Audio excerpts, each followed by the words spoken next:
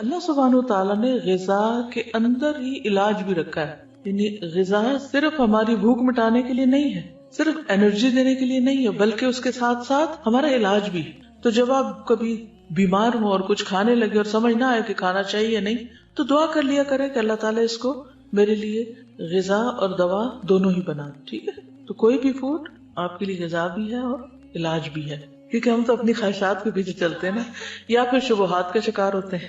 ایسی باتیں بنی ہوئی ان کی کوئی حقیقت نہیں. پھر جب زندگی کا ایک وقت آتا ہے جب ہمارا جسم جو بہت زیادہ اس میں ٹاکسنز ہو جاتے ہیں، وہ غلط غذا کھا کھا کے جب وہ اپنے اثرات چھوڑنے لگتا ہے، تو پھر ہم کہتے ہیں اچھا چلو پرہیزی کر لیتے ہیں. تو پہلے سے اگر کر لیں تو زیادہ بہتر ہے. ٹھیک ہے، تو اگر میں آپ سب کو یہ ہوم ورک دے دوں کہ اپنا بلڈ گروپ جانیں اور اس علم کو مزید تھوڑا سا حاصل کریں، تو اٹس انٹرسٹنگ اور اس سے فائدہ ہوتا ہے. پہلی بات یا پہلا اصول کلیہ قاعدہ یہ ہے کہ صحت کو نقصان دینے والی غذا سے پرہیز کریں.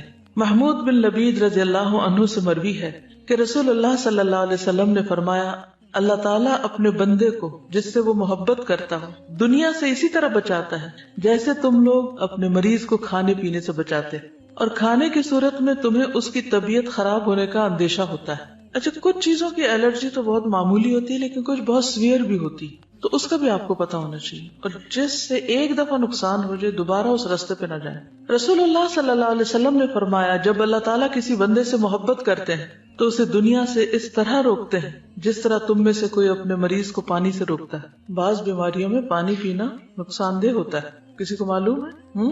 معلوم ہے آپ کو یہ بات؟ کچھ عرصے سے ایک میل اور ایک ٹوٹکا ایسا ہر ایک کو سرکولیٹ کیا جاتا ہے جس میں پانی پینے کے فوائد بتائے جاتے ہیں، اور کہا جاتا ہے کہ 6 گلاس اور 8 گلاس اور 1.5 لیٹر اور اتنا پانی تو سویرے پی لیں اور پھر اتنا پییں اور اتنا پیئیں. یہ نسخہ بھی سب کو سوٹ نہیں کرتا، کیونکہ کچھ بیماریوں میں زیادہ پانی پینا نقصان دہ ہے. کچھ ہے اندازہ آپ کو وہ کون سی بیماری ہو سکتی؟ کڈنی ریلیٹڈ، کیونکہ بعض لوگوں کی کڈنیز ویک ہوتی ہیں، پوری طرح فنکشن نہیں کرتی. جب آپ ایکسٹرا پانی پی جاتے ہیں تو ان کو کام کرنے میں دقت پیش آتی اور وہ نقصان دہ ہوتی. کچھ بیماری ایسی تھی جس میں صرف سپ سپ پانی دیا جاتا ہے. بعض اوقات مریض کو پانی دیا بھی نہیں جاتا، صرف ٹھنڈی برف کو لے کے اس کو کہا جاتا ہے کہ اپنے زبان پہ لگا لیں، کہ پانی نقصان دہ ہے اس کے لیے. یس، وہ کہتی ہے میری خالہ کو 24 گھنٹوں میں 1 کپ پانی پینے کی اجازت ہے.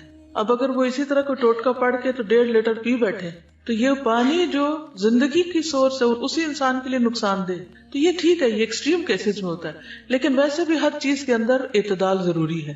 کچھ عرصے تک تو یہ تھراپیز آپ کو کام دیں گی، کچھ عرصے کے بعد پھر وہ آپ کے لیے الٹا مشکل کا سبب بنے گی. ایک اور چیز یہ ہے کہ جب پانی پیئے مثلا تو ایک دم انڈیلے نہیں، انڈیلنے سے پرہیز کریں. مسنون طریقہ کیا ہے؟ 3 سانس میں پینا، اور اس کو بھی جیسے گھونٹ گھونٹ پیتے ہیں، یعنی جیسے کھا کے پیتے ہیں اس طرح پیئیں. ٹھیک، ایک ہوتا ہم تیزی سے پی جاتے ہیں، تیزی سے نہیں پی، رائٹ، گھونٹ گھونٹ گھونٹ گھونٹ کر کے. یعنی یہ نہیں کہ آپ کے ہونٹوں سے حلق میں جا پڑے، ٹیپ کھل گیا اور وہ ڈائریکٹ وہاں جائے، یعنی کہ آپ کی زبان اور آپ کا منہ جو ہے اس کا مزہ چکھے.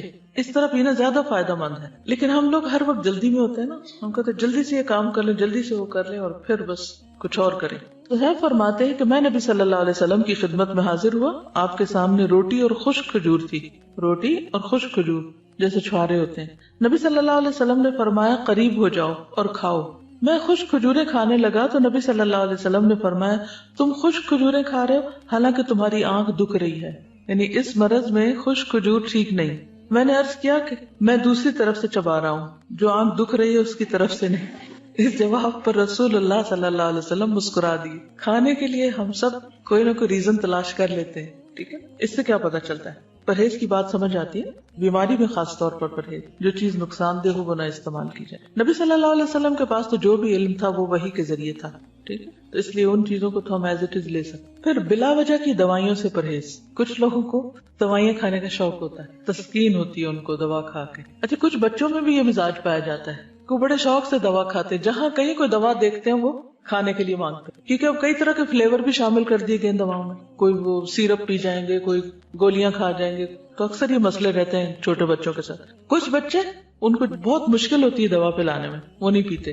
ان کے بھی مزاج فرق ہوتے ہیں. تو چھوٹی چھوٹی تکلیف میں فوراً دوا نہیں لینی چاہیے. پہلی چیز یہ ہے کہ غذا سے علاج کریں، پرہیز سے کام لیں، اور اگر نہیں علاج ہو رہا، نہیں تکلیف ٹھیک ہو رہی تو دوا لیں، اور وہ بھی ضرورت کی لیں.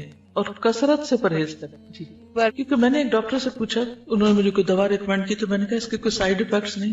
وہ کہنے لگے ٹو بی ویری آنےسٹ, ہر دوا کے سائیڈ افیکٹس ہیں. یعنی کوئی اگر یہ کہے بھی نا کہ اس کے کوئی سائیڈ افیکٹس نہیں, تو یہ ماننے کی بات نہیں. ہر دوا کے, کیونکہ دوا ہے نا, اور خصوصاً ہماری دوائیاں جو بنتی ہیں سب اسٹینڈرڈ بھی ہوتی ہیں, اور اس کے علاوہ جو کیمیکلز اس میں ہوتے ہیں اور جو پروسیسڈ ہوتی ہیں بہت زیادہ. ایک تو ہوتا نا کہ کوئی جڑی بوٹیاں ہیں یا کوئی غذا ہی سے ملتی جلتی دوائیں, اور ایک یہ ہے کہ ان کو اتنے پروسیسز سے گزارا جاتا ہے اور اس میں کلر شامل کر لیے جاتے ہیں کہ ان کے سائیڈ افیکٹس ہوتے ہی ہوتے ہیں. ٹھیک ہے, تو ہر دوا زہر ہے یا عنقریب زہر بن جائے گی, کیونکہ جب اس کی کثرت ہو جائے گی, زیادہ وہ آپ کے جسم میں اس کی کوانٹٹی ہو جائے گی, تو وہ زہر بنی. جب دوا چھوڑے بھی تو سٹیپ بائی سٹیپ چھوڑے, ایک دم نہیں چھوڑے گی. حضرت عائشہ بیان کرتی ہیں کہ بعض اوقات رسول اللہ صلی اللہ علیہ وسلم کو کوکھ میں درد ہوتا اور بہت شدید ہو جاتا. ایک دن رسول اللہ صلی اللہ علیہ وسلم کو یہ درد شروع ہوا اور اتنا شدید ہوا کہ آپ پر بے ہوشی طاری ہو گئی. ہمیں اندیشہ ستانے لگا, لوگ بھی خوف زدہ ہو گئے, اور ہمارے خیال کے مطابق آپ کو ذات الجم کی شکایت تھی, نمونیا جس کو بولتے ہیں. چنانچہ ہم نے رسول اللہ صلی اللہ علیہ وسلم کے منہ میں دوا ٹپکا دی, جس سے آپ کی وہ کیفیت ختم ہوئی. طبیعت کچھ سنبھلی تو آپ کو اندازہ ہو گیا کہ آپ کے منہ میں دوا ڈالی گئی ہے. آپ نے اس کا اثر محسوس کیا. آپ نے فرمایا تمہارا خیال یہ ہے کہ اللہ عز و جل نے مجھ پر اس بیماری کو مسلط کیا, حالانکہ اللہ اسے مجھ پر کبھی بھی مسلط نہیں کرے گا. اس ذات کی قسم جس کے ہاتھ میں میری جان ہے, گھر میں میرے چچا کے علاوہ کوئی آدمی ایسا نہ رہے جس کے منہ میں دوائی نہ ڈالی جائے. یعنی ان سب نے مل کے میرے منہ میں ڈالی ہے, اب ان کے منہ میں بھی ڈالی جائے. ٹھیک, یعنی حتیٰ کہ کوئی شخص بے ہوش ہو یا بعض امراض ایسے ہیں کہ اس میں دوا دینے سے پہلے اس سے پوچھ لینا چاہیے. اس لیے بہت سے ڈاکٹر سائن لیتے ہیں کہ آپ راضی ہیں اس پر. خصوصاً سرجریز میں تو آپ دیکھیں کہ سگنیچر کرنے پڑتے ہیں اور ڈسکلیمرز ہوتے ہیں کہ ہم ذمہ دار نہیں ہیں. ٹھیک ہے, ہم آپ کی مدد کرنا چاہتے ہیں, لیکن اگر کچھ ہو گیا تو آپ خود ہی ذمہ دار ہیں. پہلا پوائنٹ کیا ہے؟ پرہیز علاج سے بہتر ہے. دوسرا, بلا ضرورت دوا سے اجتناب کی. ایک اور چیز یاد رکھیے, جب کسی بھی دوا کے کھانے سے کوئی ری ایکشن فیل ہو رہا آپ کو, آپ کے جسم کے اندر کوئی چیز ایسی محسوس ہو رہی یا اسکن پہ یا کسی بھی طرح, تو فوری طور پر پھر مزید کنسلٹ کر لینا چاہیے. پھر موسموں کے اثرات کا خیال رکھنا چاہیے. سخت سردی اور سخت گرمی کے منفی اثرات سے بچنے کے لیے ہر ممکن احتیاط اور پرہیز, گھر, لباس, خوراک, تمام چیزیں موسم کے تقاضوں اور ضروریات کے مطابق ہوں. یعنی پرہیز صرف کھانے کا نہیں بلکہ انوائرنمنٹ کو بھی اپنے حسب حال کرنا چاہیے. بہت زیادہ کمفرٹیبل بھی نہ ہو کہ انسان سونے لگ جائے, اور ایسا بھی نہ ہو کہ بیمار پڑ جائے. کچھ لوگ اتنی ہیٹنگ کر لیتے ہیں, اس سے بھی نقصان ہوتا ہے. اور کچھ لوگ جو ہے وہ جرسی کے بغیر باہر نکل جاتے ہیں اور بیمار ہو کے واپس لوٹتے ہیں, تو وہ بھی ٹھیک نہیں. احتیاط بہتر ہے, اعتدال بہتر ہے.